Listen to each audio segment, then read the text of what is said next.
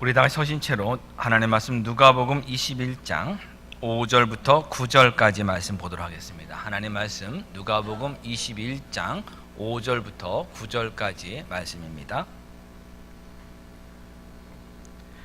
어떤 사람들이 성전을 가리켜 그 아름다운 돌과 헌물로 꾸민 것을 말하며 예수께서 이르시되 너희 보는 이것들이 날이 이르면 돌 하나도 도리에 남지 않고 다 무너뜨려 지리라.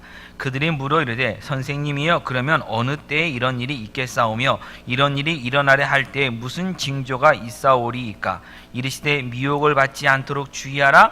많은 사람이 내 이름으로 와서 이르되 내가 그라하며 때가 가까이 왔다 하겠으나 그들을 따르지 말라. 난리와 소유의 소문을 들을 때에 두려워하지 말라. 이 일이 먼저 있어야 하되 끝은 곧 되지 아니하리라. 아멘. 착석해 주시기 바랍니다. 현대 건축을 이야기할 때 빠지지 않고 언급되는 건축가가 있습니다. 그 중에 한 사람이 19세기 말 20세기 초에 스페인에서 활동한 건축가 가우디입니다. 이 가우디의 건축 철학이 그 전의 모습과 많이 달랐고, 그래서 이 가우디의 건축물에 대한 어떤 문화적 가치나 예술적 가치를 인정해서 유네스코에서는 가우디의 건축물 중에 7개를 세계 문화유산으로 지정했고, 그 7개 중에 하나는 지금도 건축되고 있습니다. 바로 바르셀로나의 사그라다 파말리아 성당입니다. 사그라다란 말은 스페인어로 거룩하다란 뜻이고 파말리아는 가족입니다. 그래서 성가족 교회라고 성당이라고도 이렇게 우리가 부르기도 합니다. 이 성가족 성당을 1882년부터 짓기 시작했기 때문에 지금 이미 134년 동안 짓고 있고, 앞으로 10년 더 건축해서 2026년 그 해가 가우디가 죽은 지 딱 100년 되는 해입니다. 그때 완공할 예정입니다. 아직 완공되지 않았음에도 불구하고 세계 문화유산으로 지정될 정도로 이 성가족 성당은 그 규모나 아름다움, 그리고 그 안에 있는 건축물들의 상징성과 철학이 굉장히 뛰어납니다. 이것처럼 비슷한 것이 만약 예수님 당시에 세계적인 건축가를 꼽으라고 한다면 꼽힐 사람이 헤롯 대왕입니다. 가이사라라고 하는 해변 도시를 건축을 했고, 그것을 로마 황제인 가이사에게 이렇게 바쳤습니다. 자신이 또 궁궐도 아주 화려하게 지은 사람입니다. 그리고 바로 예루살렘 성전도 그가 짓기 시작했습니다. 헤롯 대왕이 주님 오시기 19년 전, 주전 19년 경부터 예루살렘 성전을 짓기 시작했고, 지금 주님이 돌아가시 이때는 이제 한 50년 정도 흘렀습니다. 그리고 아직 그때까지 완공되지 않았고 30여 년이 더 흘러서 주 63년이 되어서야 예루살렘 성전이 완공되었습니다. 앞으로 30년 이상을 더 지어야 하지만 지어진 것만으로도 대단한 건물이었습니다. 굉장히 웅장했고 화려했습니다. 그렇기 때문에 5절 말씀과 같은 반응은 당연한 것이었습니다. 아름다운 돌로 만들어졌다, 꾸며졌다, 한마디로 말해서 굉장히 멋있는 건물이다 하는 것입니다. 그런데 그 다음에 헌물로 꾸민 것이라는 말은 굳이 할 필요가 없는 말입니다. 당연한 말이기 때문입니다. 교회를 지은다면 당연히 헌금으로 지은 것이니까 더 이상 할 필요가 없는데 이런 말을 했습니다.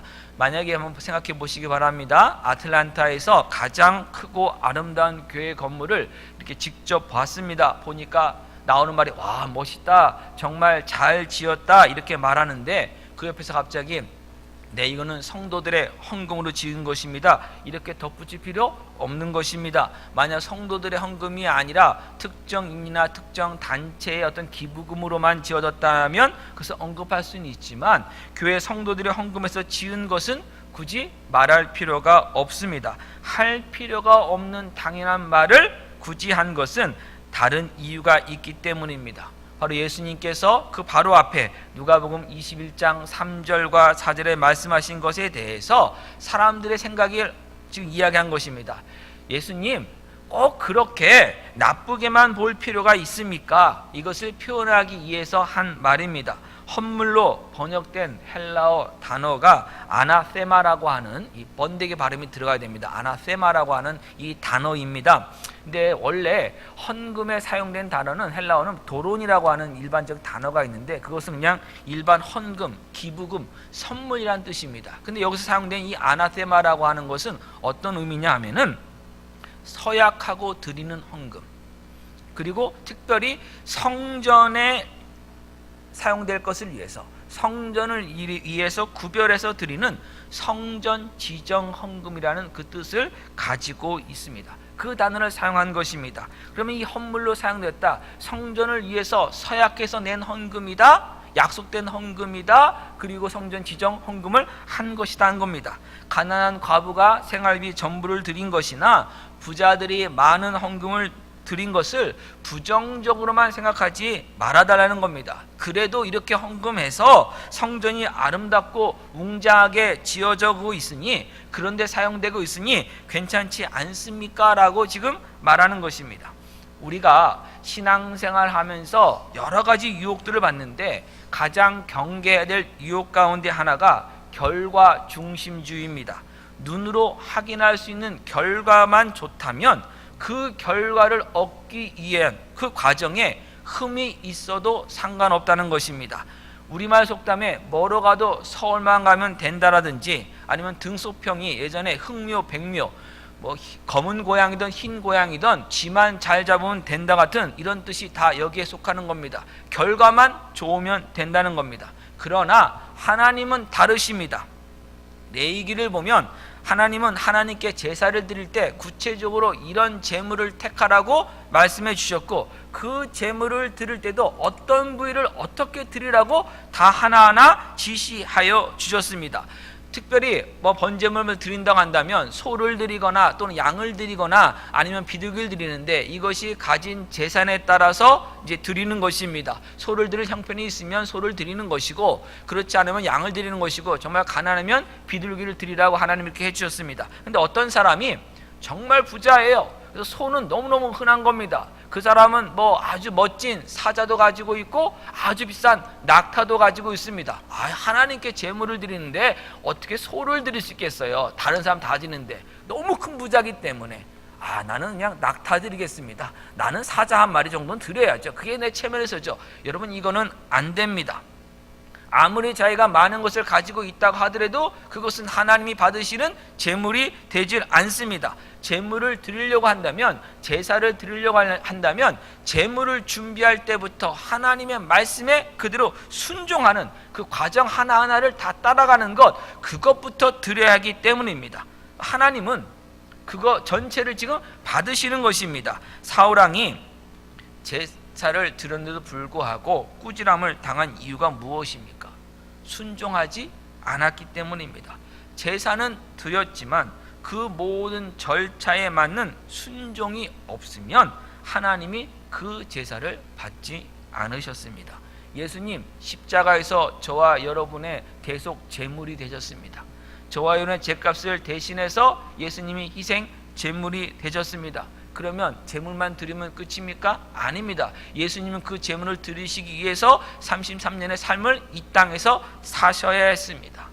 하나하나 모든 그런 과정을 겪어가시면서 제물로 드려지게 된 것입니다. 어차피 죽음으로 우리의 죄값을 치르실 것이라면 십자가를 굳이 지지 않으셔도 됩니다. 어차피 죽으신 다음에 3일 만에 부활하실 거라면 일찍 끝내시고 일찍 하늘에 올라가시면 됩니다. 그러나 그렇지 하지 않으시고 우리와 같은 삶을 사셨습니다. 이를 완성하는 것이 목적이 아니라 이를 어떻게 완성하느냐가 목적이기 때문입니다.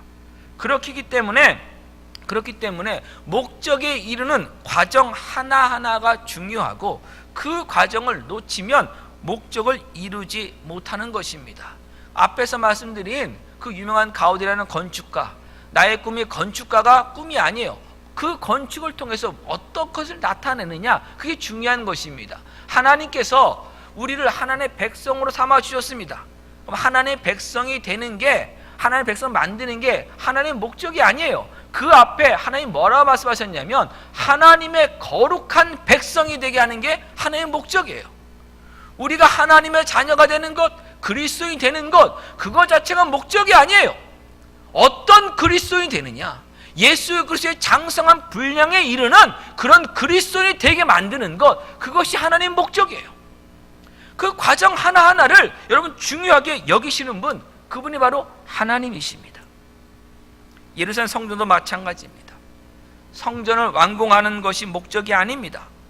성전을 지어가는 과정 하나하나가 중요하고 그 성전을 통해서 나타내고자 하는 뜻이 중요합니다. 하나님의 집이기에 주인이신 하나님이 어떤 분인지가 드러나야 되는 거예요. 누굴 통해서? 그 성전을 짓는 사람들을 통해서, 그 성전을 지키기 위해서 헌금하는 사람들을 통해서, 성전에 와서 제사를 드리는 사람들을 통해서, 성전에서 하는 말씀을 가르치는 사람들을 통해서 그 성전은 모든 사람들이 하나님이 누구신지를 나타내야 되는데, 그것을 하지 않고 나는 성전에 왔습니다, 성전에서 이렇게 헌금합니다, 성전에 이렇게 제사를 드립니다, 그것으로만 지금 만족했다는 것입니다. 하나님께서 성전을 예루살렘에 세우신 이유가 여러분 무엇입니까? 역대하 3장 1절을 보면 예루살렘 성전이 세워진 그곳은 모리아 산이다 라고 되어 있고, 또한 오르난의 타작 마당이다 라고 이렇게 되었습니다. 모리아 산은 여러분 어떤 산입니까? 아브라함이 이삭, 독자인 이삭을 하나님께 제물로 드리기 위해서 부엘세바에서 출발해서 3일 길을 가서 도착해서 제단을 쌓은 산이 바로 이 모리아 산입니다. 근데 그 모리아 산에서 아브라함이 무엇을 경험합니까? 하나님께서 그곳에 희생 제물을 준비하신 것을 경험합니다. 대속의 죽음을 경험합니다. 이삭이 죽어야 할 그 자리에 숫양이, 하나님이 준비하신 숫양이 대신 죽는 그 대속의 은혜를 그가 경험합니다. 하나님의 사랑을 경험한 곳입니다. 대속의 은혜를 경험한 곳입니다. 또한 아브라함이 그곳에 갈 때 어떤 마음을 가지고 갔습니까? 하나님께서 죽은 다음 살리실 것이라고 하는 부활의 믿음을 가지고 갔다고 히브리서 11장은 분명히 말씀합니다. 네, 분명히 하나님께서 너 이삭을 제물로 바치라, 그때부터 이삭은 이미 죽은 것입니다. 그런데 3일을 갔는데 그 곳에서 어떤 일이 벌어집니까? 희생의 제사, 대속의 제사를 통해서 이삭이 부활되는, 생명을 얻는 그 역사가 일어납니다. 부활의 능력, 하나님의 능력을 경험한 곳, 체험한 곳이 바로 이 모리아 산입니다. 그러니까 하나님이 누구신지, 그게 하나님의 사랑과 은혜와 하나님의 능력이 나타난 곳, 그것이 바로 성전의 터였던 것입니다. 오르난의 타작마당은 그러면 어떤 곳입니까? 사무엘하 24장을 보면 다윗이 교만해져서 인구 조사를 하게 됩니다. 근데 그 인구 조사하는 것을 하나님께서 기뻐하지 않으셨기 때문에 하나님이 벌을 내리시는데, 그 전염병으로 인해서 7만 명의 이스라엘 사람들이 죽게 됩니다. 이제 많은 사람이 죽고 이제는 예루살렘에도 이제 그 전염병이 오게 되는 그 순간인데, 예루살렘을 치르던 천사가 바로 이 여부스 사람 아라우나, 이것이 바로 이 오르난입니다. 같은 이름입니다. 이 오르난의 타작 마당에 서 있었습니다. 다윗이 그 천사를 보고 하나님께 회개 기도를 합니다. 하나님, 이 백성이 무슨 죄가 있습니까? 제가 교만해서 이런 죄를 범해서 하나님 심판하시는 건데 제가 잘못한 것이니 저와 저희 집을 벌하여 주시고 이 백성을 치지 말아 주십시오라고 회개 기도를 합니다. 그러자 하나님께서 선지자 갓을 보내셔서 하신 말씀이 뭐냐면 이 아라우나 오르난의 타작 마당에서 제단을 쌓으라고 합니다. 그러자 다윗이 그 말씀에 순종해서 그 집에 갑니다. 아라우나에게 찾아갑니다. 아라우나에게 이 타작 마당을 나에게 팔아라, 내가 이곳에서 제단을 쌓겠다고 하니까 아라우나가 무슨 말씀이십니까? 왕이신데요, 이거 다 가져가십시오. 타작 마당 얼마든지 그냥 마음대로 다 사용하시고 그냥 왕의 것입니다. 이제 제 것 아닙니다. 그리고요, 여기에는 소도 있습니다. 소도 다 사용하시고 또 여러 가지 그 제사를 드릴 때 필요한 많은 도구들도 있는데 그것도 다 그냥 사용하십시오 라고 왕에게 다 주겠다고, 무료로 주겠다고 얘기를 합니다. 그때 다윗이 아니다 라고 얘기하면서 다윗이 타작 마당과 그 소의 값을 돈을 주고 다 삽니다. 그 당시 시가보다 더 많은 돈을 주고 산 다음에 그곳에서 번제와 화목제를 하나님께 드립니다. 그래서 하나님이 이 제사를 받으시고 전염병이 그치게 됩니다. 아라우나라고 하는 오르난 사람은 여부스 족속입니다. 여부스 족속은 가나안 땅 7족속 중에 하나입니다. 멸망받아야 될 족속입니다. 우상 숭배하는 사람들입니다. 그런데 그곳이 어떤 곳이었느냐? 가장 높은 곳이었습니다. 가장 높은 산에 있는 곳입니다. 상정상 부근에 있습니다. 그리고 그가 얘기했습니다. 여기는 소도 있고요, 제사에 사용될 여러 가지 도구들도, 제단 쌓기에 도움되는 도구들도 다 있습니다. 다 가지십시오라고 한 것은 여러분 무엇을 상징하겠습니까? 높은 곳에서 그런 제단을 쌓을 모든 도구들을 다 가지고 있고 재물이 될 것도 가지고 있다는 것은 뭐냐면 그것이 우상 숭배하는데 그들이 믿는 바알신을 섬기는 그곳으로 사용됐다는 것임을 사실은 암시하고 있는 것입니다. 근데 그 집 마당에서 하나님께 제단을 쌓고 제사를 드립니다. 전염병이 그치게 됩니다. 그 제물을 통해서 어떤 일이 벌어진 겁니다. 전염병으로 죽어야 될 사람들이 살아나는 겁니다.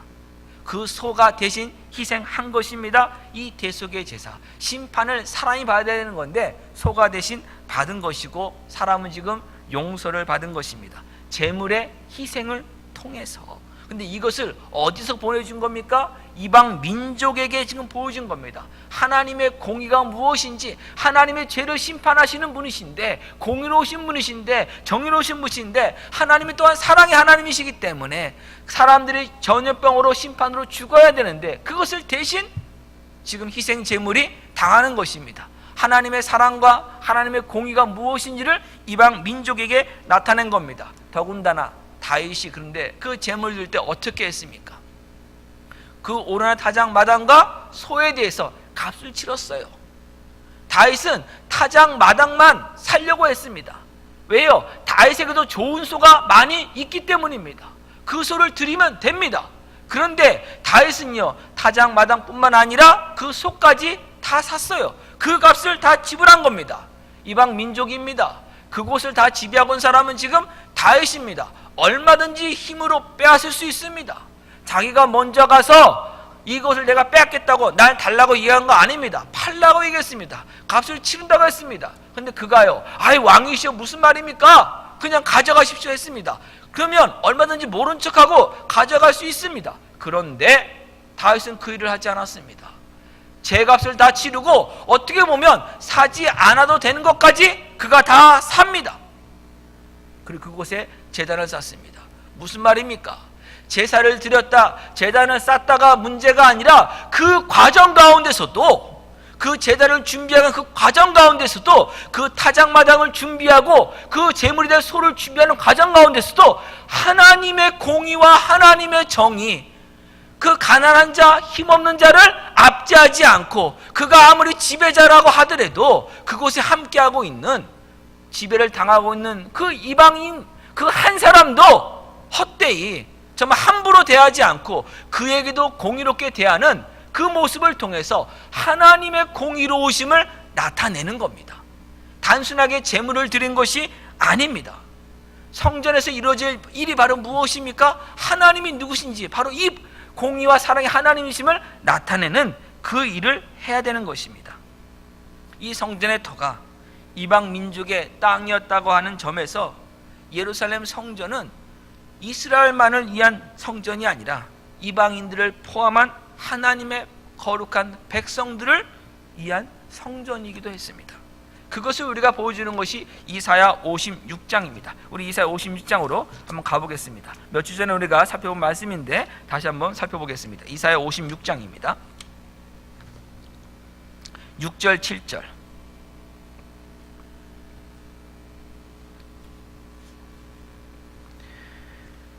이사야 56장 6절. 또 여호와 연합하여 그를 섬기며 여호와 이름을 사랑하며 그의 종이 되며 안식일을 지켜 더럽히지 아니하며 나의 언약을 굳게 지키는 이방인마다 내가 곧 그들을 나의 성산으로 인도하여 기도하는 내 집에서 그들을 기쁘게 할 것이며 그들의 번제와 희상을 나의 제단에서 기꺼이 받게 되리니 이는 내 집은 만민이 기도하는 집이라 일컬음이 될 것임이라.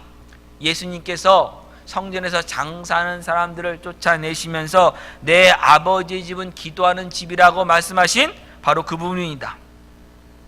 무엇입니까? 이방인도 와서 함께 하나님께 제단을 쌓고 기도하는 집이 되게 하는 게 하나님이 예루살렘 성전을 세우신 목적입니다. 허락하신 뜻입니다. 그런데 성전에 담겨진 하나님의 뜻을 무시하고 이스라엘 민족만을 위한 성전으로만 만들고, 성전을 잘 짓고 성전을 잘 보존하면 하나님은 이스라엘을 지키시고 강하게 하실 것이라고만 그들이 생각한 것입니다. 그래서 성전을 향한 열심을 가지고 헌물도 하고 제사도 드렸던 것입니다. 하나님, 저희가 할 수 있는 일은 다 한 것입니다. 이제 하나님은 우리를 강하게 만들어 주시면 됩니다. 우리를 구원해 주시면 됩니다 라고 지금 생각한 것입니다. 근데 그것이 아닙니다. 하나님의 뜻은 변함이 없는 것입니다. 그 이방인들도 함께 올 수 있도록, 하나님의 은혜에 올 수 있도록 이스라엘 사람들이, 유대인들이 먼저 하나님의 공의와 하나님의 사랑과 정의로 그들이 살아갔어야 되는 겁니다. 그 일을 그들은 하지 않고 그냥 제사만 잘 드리는 것, 그것만 자랑하는 것입니다. 우리 예레미야 7장으로도 가보겠습니다. 이사야 다음에 예레미야 7장 1절부터 보겠습니다. 이 말씀도 우리 지난번에 하면서 배운 말씀입니다만은, 예수님께 성전에서 장사하는 사람들을 내쫓으시면서 너희는 이 내 아버지의 집, 기도하는 집을 강도의 구렬 소굴로 만들었다고 말씀하실 때 인용하신 말씀이 바로 이 예레미야 7장 1절부터 나옵니다. 여호와께로부터 예레미야에게 말씀이 임하니라. 이르시되 너는 여호와의 집 문에 서서 이 말을 선포하여 이르기를, 여호와께 예배하러 이 문으로 들어가는 유다 사람들아, 여호와의 말씀을 들으라. 만군의 여호와 이스라엘의 하나님께서 이와 같이 말씀하시되 너희 길과 행위를 바르게 하라. 그리하면 내가 너희로 이곳에 살게 하리라. 너희는 이것이 여호와의 성전이라, 여호와의 성전이라, 여호와의 성전이라 하는 거짓말을 믿지 말라. 너희가 만일 길과 행위를 참으로 바르게 하여 이웃들 사이에 정의를 행하며 이방인과 고아와 가부를 압제하지 아니하며 무지한 자의 피를 이곳에서 흘리지 아니하며 다른 신들 뒤를 따라 화를 자초하지 아니하면 내가 너를 이곳에 살게 하리니 곧 너희 조상에게 영원토록 준 땅이니라. 보라, 너희가 무익한 거짓말을 의존하는도다. 무익한 거짓말이 무엇입니까? 사전에 나오는 이것이 여호와의 성전이라, 성전이라, 성전은 거짓말입니다. 너희가 도둑질하며 살인하며 간음하며 거짓 맹세하며 바알에게 분행하며 너희가 알지 못하는 다른 신들을 따르면서 내 이름으로 일컬을 받는 이 집에 들어와서 내 앞에 서서 말하기를 우리가 구원을 얻었나이다 하느냐. 이는 이 모든 가증한 일을 행하려 함이로다. 내 이름으로 일컬을 받는 이 집이 너희 눈에는 도둑의 소굴로 보이느냐. 보라, 나 곧 내가 그것을 보았노라. 여호와의 말씀이니라.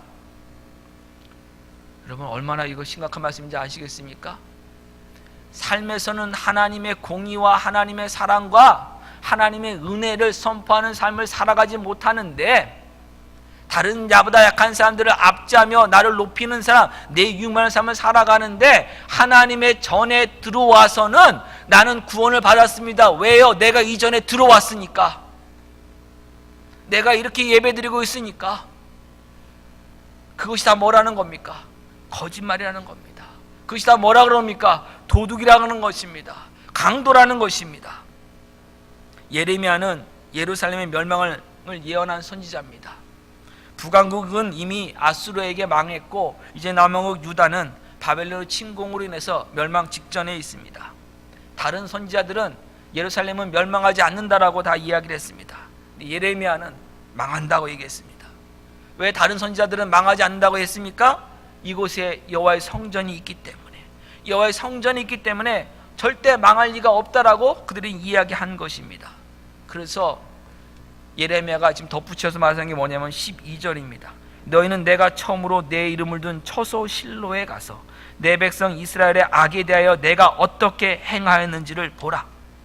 실로에서, 이런 성전이 지어지기 전에는 실로에 바로 이 회막, 성막이 있었습니다. 근데 성막에서 하나님께서 이스라엘의 악에 대해서 어떻게 행했는지를 기억하라는 것입니다. 어떤 일이 있었습니까?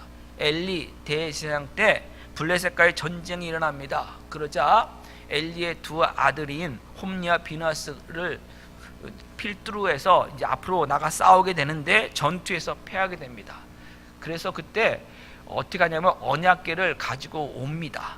그래서 엘리의 두 아들인 홈리와 비나스가 언약궤를 딱 들고 결국 가는 겁니다. 의지해서 나가는 것입니다. 어떤 일이 벌어졌습니까? 이스라엘 백성들은 이제 하나님의 언약궤 갔으니 이제 우리가 이겼다고 얘기한 것이고요. 블레셋에서는 막 두려워 떱니다. 야, 애굽을 아주 그냥 혼내신 하나님이신데 그 하나님의 언약궤가 왔다. 우리 이제는 더 이상 어쩔 수 없다. 한번 끝까지 싸울 수밖에 없다. 어서는 아주 악에 받쳐 싸웁니다. 결과는 어떻게 됐냐면 블레셋이 대승을 거두고요. 언약궤는 뺏기게 되고요. 엘리의 두 아들은 그곳에서 죽게 됩니다. 왜 죽습니까? 그 사건이 일어나기 전에 하나님께서 엘리의 두 아들에서 이렇게 말씀하셨습니다. 그들의 죄가 하나님 앞에서 심히 크다고요. 엄청나게 잘못된 일을 그들이 악을 행하고 있었기 때문입니다. 삶에서는 악을 행하고 있는데 언약궤만 있으면 산다, 구원받는다? 아닙니다. 하나님이 그 모습을 이미 보여주신 거예요. 예, 성전도 마찬가지입니다. 너는 이게 성전이라고 믿고 있느냐? 성전이 너희를 구원해 주지 않는다는 거예요. 이 건물이 너희를 구원해 주지 않는다는 거예요. 이 언약궤가, 이 성물이 너희를 구원해 주지 않는다는 거예요. 너희가 하나님의 자녀로 살지 않는다면, 하나님의 은혜로 가운데 거하지 않는다면 너희는 구원받을 수 없다라고 지금 말하고 있는 것이에요. 그래서 예루 성전도 결국 멸망당할 것입니다. 정의와 공의가 없는 그들의 삶, 사랑과 긍휼의 삶을 살지 않으면 심판받을 것입니다. 그래서 예수님께서 이 성전의 멸망을 다시 예언하신 것입니다. 왜요? 하나님이 누구신지, 하나님의 뜻이 무엇인지는 관심이 없고 성전만 있다면, 성전만 아주 화려하게 지어진다면, 이 성전에서 제사만 드린다면, 헌물만 드린다면 우리는 구원받았다라고, 우리는 복 받는다라고 믿고 있는 그들을 지금 심판하시는 겁니다. 근데 이미 그 이전에도 여러 번 이런 심판이 있었습니다. 솔로몬 성전은 결국 예레미야 선지자의 예언대로 바벨론에 의해서 완전히 멸망당하게 되고 다 무너지게 됩니다. 그 성전을 바벨론 유배에서 돌아온 스룹바벨이 다시 지어서 스룹바벨 성전을 짓게 됩니다. 근데 그 성전은 유배에서 돌아왔기 때문에 화려하지가 않았습니다. 필요한 것만 간신히 만들어 놓은 성전이었습니다. 근데 그 성전을 가지고도 제대로 하나님 앞에 순종한 삶을 살지 않았습니다. 결국 아주 크게 두 번이나 역사 속에서 이 성전이 아주 모욕을 당하게 됩니다. 에피파네스라고 하는 왕이 와갖고요, 그곳에 돼지피를 뿌리기까지 했습니다. 성전 안에요. 또한요, 폼페이, 로마의 장군 폼페이는요, 성전에 들어가게 되었습니다. 이미 이 성전은 하나님께서 심판의 성전임을 보여주셨어요. 그런데 그들은 뭐예요? 이제 그때는 약했던 모습이니까 더 화려하게만 지으면, 더 멋있게만 지으면 괜찮을 것이다 라고 아주 열심히 짓고 있었던 것이에요. 아닙니다, 여러분. 겉모습을 아무리 열심히 지은다고 하더라도 우리가 하나님을 직접 만나지 않는다면, 우리가 예수님을 믿지 않는다면 우리는 하나님 앞에 구원을 받을 수 없습니다. 구원은 성전을 짓는 데 있지 않습니다.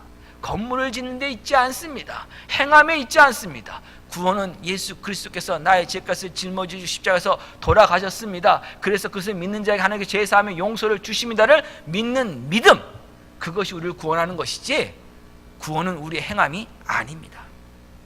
그러면 우리는 어떤 삶을 살아갑니까? 6일의 삶, 여러분, 주일날 오전에 이 아침에 이곳에 오는 이 시간을 제한 나머지 시간을 여러분 어떻게 보내십니까? 하나님과 어떤 관계를 가지면서 여러분 그 시간을 보내십니까? 혹시 하나님과 상관없는 삶 사시는 거 아닙니까?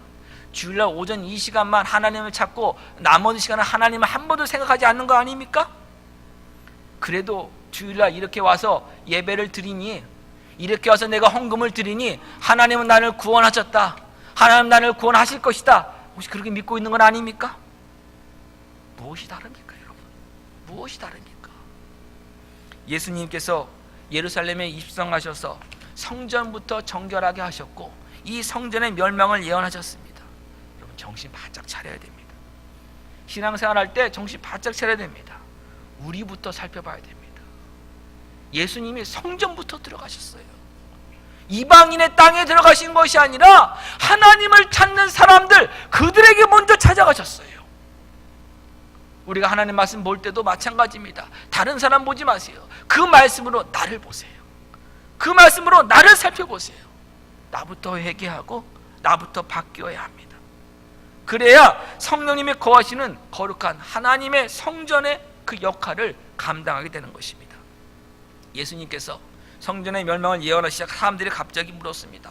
그러면 그때가 언제이고 그 징조가 무엇이냐, 이렇게 그들이 물은 이유가 무엇이냐면 그들이 성경을 그래도 알고 있기 때문입니다. 우리 스가랴서로 한번 가보겠습니다. 스가랴는 구약성경 마지막인 말라기 바로 앞에 있습니다. 스가랴 14장 1절.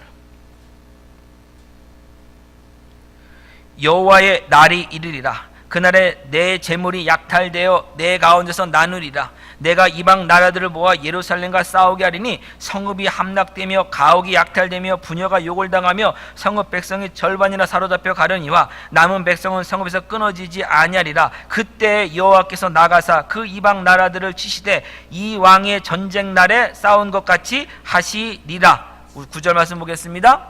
여호와께서 천하의 왕이 되시리니 그날에는 여호와께서 홀로 한 분이실 것이요 그의 이름이 홀로 하나이실 것이라. 이게 뭐냐면 이런 성전이 멸망당할 것을 스가랴가 예언한 것인데 성전은 어떻게 멸망하느냐, 자체적으로 정화하지 못하기 때문에, 자체적으로 회개하지 않기 때문에 결국 이방 나라들이 멸망시킵니다. 그러면 어떤 일이 벌어지냐, 심판의 날인데 그 심판의 날에 결국 어떻게 하냐면 하나님께서 다시, 그렇다고 해서 이스라엘 버리신 것이 아니라 메시아를 보내서 이스라엘을 구원하시고 예루살렘을 회복시키시고 이방 나라들을 다 심판하실 것이라는 겁니다. 그래서 하나님의 왕되심을 나타내실 거라는 그 예언의 말씀을 그들이 기억했기 때문에 그렇다면 선생님, 지금 이 성전이 다 멸망당한다면 결국 그 다음에 이어질 건 뭡니까? 하나님의 회복입니다. 이방 나라를 또 이방 나라를 다스리는 하나님의 왕되심이 나타나는 그 일이 언제 있겠느냐, 그것만 바라보는 거예요. 지금 그 심판이 아니라 그 심판 뒤에 있을 하나님의 회복만을 바라보면서 그러면 결국 우리가 이기는 건 아니냐, 그때가 언제입니까? 그 일어날 징조가 무엇입니까? 라고 지금 묻고 있는 것입니다. 우리 누가복음 21장으로 돌아가 보겠습니다. 21장 8절에 예수님의 답변이 무엇입니까? 첫 번째 답이 그때가 언제대가 아니라 미혹을 받지 않도록 주의하라는 겁니다. 왜냐하면 그때와 징조에 관한 미혹이 많을 것이기 때문입니다. 그때가 가깝다는 말을 듣고 그래서 따라가지 말고 두려워하지 말라는 겁니다. 때가 가깝지 않다는 거예요. 그때가 오지만 가깝지 않으니까 제발 미혹받지 말라는 겁니다. 그 말은, 이 말은 무슨 뜻입니까? 지금 일상의 삶을 거룩하게 살아가라는 겁니다. 벼락치기 공부하듯이 신앙생활 하지 말라는 겁니다. 학창시절 한번 생각해 보십시오. 우리가 학교에 가고 새 학기가 되면 이미 시험 날짜는 예고되어 있는 겁니다. 이걸 다른 말로 말하면 심판의 날, 시험의 날이 예언되어 있는 거예요. 이미 다. 그러면 어떻게 해야 됩니까? 날마다 예습, 복습 철저히 하면 되는데 그렇게 하는 사람은 전교에 한 명밖에 없어요. 전교 1등 하는 친구. 나머지는 다 어떻게 합니까? 벼락치기만 해도 다행입니다. 심판의 날이 있어도 어떻게 됩니까? 그 전날까지는 놀다가 전날 되면 전교 1등하는 아이보다 내 머리가 더 좋다라고 생각하고 벼락치기를 한 거죠. 그게 우리 모습 아닙니까? 근데 그것처럼 신앙생활도 그렇게 하시다는 거예요. 심판의 날이 언제인지를 알면 여러분 어떻게 할 것 같습니까? 그 날이 될 때까지 미리미리 날마다 사람 다 살 것 같습니까? 아니죠. 대부분의 사람은 어떻게 살까요? 벼락치기 신앙생활 합니다. 어떻게 합니까? 심판에 나오기 전까지는 내 마음대로 살다가 심판날 전날 되면 하루 종일 금식하고 기도하고 내 모든 거 다 나눠주고, 아니 심판의 날이 왔는데 왜 마지막 날 나눠줘요? 뭔가는 그래도 선행을 쌓겠다고 그 일을 하는 것입니다. 그래도 또 할 말은 있습니다. 우리가 그래도 목사님, 벼락치기 공부라도 아예 안 하는 것보다 낫지 않습니까? 벼락치기 신앙이라도 아예 안 하는 신앙보다 낫지 않습니까? 그건 넘어서야죠. 우리가 그거는 머무면 안 되죠. 지금요, 그거는 핑계를 댈 수도 없는 것이죠. 일상생활을요, 날마다의 삶을요, 하나님의 백성다운 그 거룩과 의로 지어져가는 그 삶을 위해서 우리가 살아가야죠. 하루하루를 하나님께 맡기는 삶을 살아가야죠. 그 삶을 살아가야지 때와 징조를 알려고 노력해서는 안 되는 것입니다. 우리 누가복음 21장 34절로 가보겠습니다. 이 심판의 말씀, 마지막 종말의 말씀의 마지막을 예수님이 뭐라고 하셨는가를 보십시오. 34절. 너희는 스스로 조심하라. 그렇지 않으면 방탕함과 술 취함과 생활의 염려로 마음이 둔하여지고 뜻밖의 그날이 덫과 같이 너에게 임하리라. 이 날은 온 지구상에 거하는 모든 사람에게 임하리라. 이러므로 너희는 장차 올 이 모든 일을 능히 피하고 인자 앞에 서도록 항상 기도하며 깨어 있으라 하시니라. 날마다의 삶이 하나님만을 의지하는 기도하는 삶이 되어야 됩니다. 그것이 깨어있는 삶이에요. 신앙생활을 벼락치기 하려고 하지 마세요. 징조를 안다고, 이때가 지금 징조가 왔구나, 마지막이구나, 그걸 안다고 해서 신앙이 더 좋아지지 않습니다. 여러분, 하나님 원하시는 게 뭡니까? 지금 완성되어가는 그 과정, 하루하루의 삶이 예수 그리스도의 장성한 분량이 이뤄가는, 자라가는, 성숙되어가는, 거룩한 변화로 나아가는, 성화되어가는 것, 그것이 하나님이 지금 저와 여러분에게 원하시는 거예요. 그 삶을 우리가 살아가야 됩니다. 징조에 대한 예수님의 답변이 무엇이었습니까? 9절입니다. 난리와 소요의 소문을 들을 때 두려워하지 말라. 이 일이 먼저 있어야 하되, 네, 맞습니다. 마지막 때가 오기 전에 이 일이 먼저 있을 것입니다. 난리와 소요가 많이 일어날 것입니다. 그런데 끝은 곧 되지 아니하리라. 그것으로 끝나지 않는다는 거예요. 그럼 난리와 소요가 있다는 건 뭡니까? 이것이 왜 먼저 있어야 됩니까? 끝 되기 전에. 무엇입니까? 끝이 있다는 것을 계속 기억시켜 주는 거예요. 상기시켜 주는 거예요. 이 전쟁과 난리 소문이 많으면 이 세상은 우리의 소망을 둘 곳이 아님을, 우리가 영원한 그 평화의 나라 하나님의 품 안에 것이 우리의 소망이고 우리가 가야 할 곳임을 계속 기억하도록 지금 해주신 거예요. 그것이 끝이 아니에요. 이 세상 전쟁으로 끝나지 않습니다. 이 세상 난리로 끝나지 않습니다. 세계 3차 세계대전이 벌어진다고 해서 망하지 않습니다. 여러분, 전쟁으로 끝나지 않아요. 사람이 이 세상 망하게 할 수 없습니다. 하나님이 창조하신 이 세상은 하나님이 심판하시지 사람이 망하게 할 수 없습니다. 그래서 뭘 하라는 겁니까? 그 끝을 보고 가지 말고, 전쟁과 이런 소문이 나타난다고 해서 그로 끝나지 않고 하나님이 계획하시고 하나님이 뜻대로 하나님의 때에 하나님이 이루시니까 하나님의 뜻만을 바라보고 영원한 하나님 나라에 거할 그 날을 바라보고 지금 현재의 삶을 항상 깨어서 기도하며 살아가라고 예수님이 지금 말씀한 겁니다. 근데 요한계시록과 종말론 특강을 하면 항상 얘기하는 게 징조예요. 징조가 이러니 그때가 얼마나 얘기해요? 예수님 뭐라 말씀하셨어요? 때와 징조에서 지금 뭐라 말씀하셨어요? 그게 끝이 아니라잖아요. 거기에 목숨 걸지 말자라잖아요. 뭐 하랍니까? 지금의 삶을 항상 기도하며 깨어있는 삶을 살아가라고만 말씀하셨습니다. 그럼 여러분, 예수님 말씀 들으세요. 아무리 목회자가 유명한 사람이 종말론 이야기를 하더라도 예수님 말씀 들으세요. 지금의 삶을, 현재의 삶을, 오늘의 삶을 하나님의 자녀로 살아가십시오. 그러면 됩니다. 그러면 됩니다. 징조 두려워할 필요 없습니다. 징조 피하겠다고 난리칠 필요 없습니다. 오늘의 삶을 하나님의 자녀로 살아가면 그것이 여러분 승리하는 삶이고, 그것이 이기는 삶이고, 그것이 하나님의 거룩한 성전된 삶입니다. 건물 세우지 마시고 하나님과 바른 관계 세우십시오. 하나님의 주인 되심을 여러분 온전히 인정하십시오. 하나님 앞에서, 하나님의 아버지 되심 앞에 모든 것 내어 놓으십시오.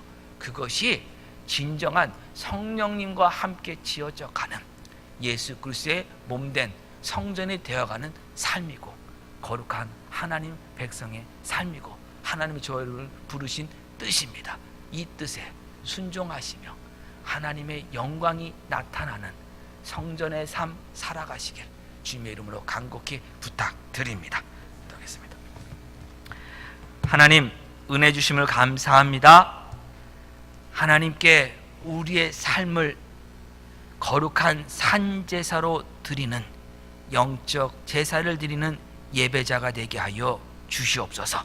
하나님, 그래서 저희가 헛된 것에 하나님 쫓아가지 않고 헛된 생각에 매몰되지 않고 하나님의 온전하신 뜻만을 분별하며 그 뜻을 알고 그것에 순종하는 삶을 우리 삶의 현장에서 살아가게 하여 주셔서 이제는 내가 산 것이 아니요 나를 위해서 자기 몸을 버리신 예수 그리스도를 위한 삶을 살아가노라는 고백이 우리의 삶의 현장에 있게 하여 주시옵소서. 하나님, 이것을 통해서 이 삶의 예배를 통해서 하나님 영광 받아 주시고 하나님의 아버지 되심과 또 하나님의 자녀됨의 그 놀라운 은혜의 관계를 우리에게 확인시켜 주셔서 하나님만이 나의 모든 것 되심을 확인하며 귀한 찬송과 영광을 삶의 현장에서 늘 올려드리는 저희 모두가 되도록 역사해 주시고 함께하여 주시옵소서.